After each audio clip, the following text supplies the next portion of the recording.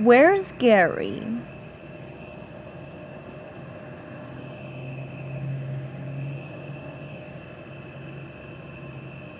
Chapter 4. Gary hid in his shell, shaking. He peeked out and saw two sharp-clawed hands. They grabbed him, lifted, and hugged him. "There you are, Miss Tuftsy," said a kindly old woman with gray hair tied neatly in a bun. "Oh, Grandma finally found you. She was starting to get worried." She strode out of the alley, carrying Gary. "Now let's get you home, Miss Tuftsy, and get you something to eat," she said, smiling. Food sounded very good to Gary, no matter what name the sweet old lady called him. In her house, Grandma set Gary on a big, comfy chair and fed him cookies. She even covered him with a warm electric blanket. "There you go, Miss Tuftsy," she said. "Grandma knows you like your Mr. Heaty, set to extra cozy when you're home relaxing." Gary didn't know who Grandma was, or Miss Tuftsy for that matter, but he sure liked the way she was treating him. "Goodness!" cried Grandma. "You're almost out of cookies. Here, I'll go and get some more. Now don't you go running off again." While Grandma was in the kitchen, Gary noticed a picture of her sitting in a chair surrounded by lots and lots of snails.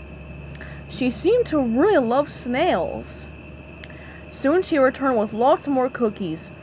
"There you go," she said, smiling. "After this, I'll make up some of those deviled eggs I promised."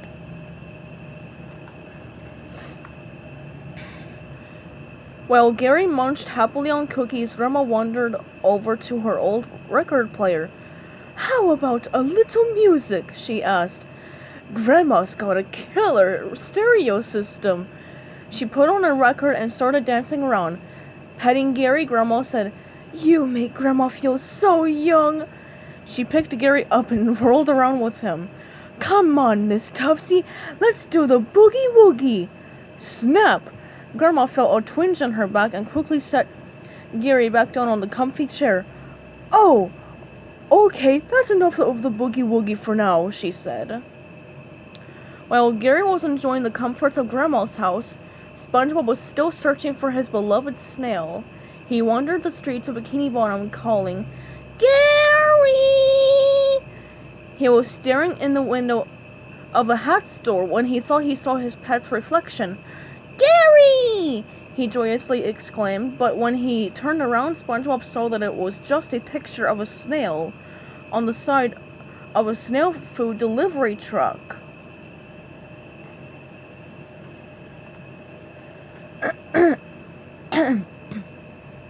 Sadly, he trudged on.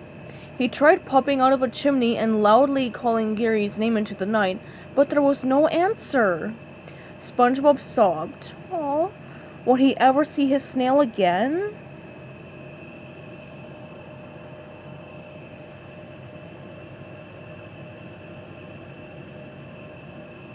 Stay tuned for Chapter 5, coming up soon.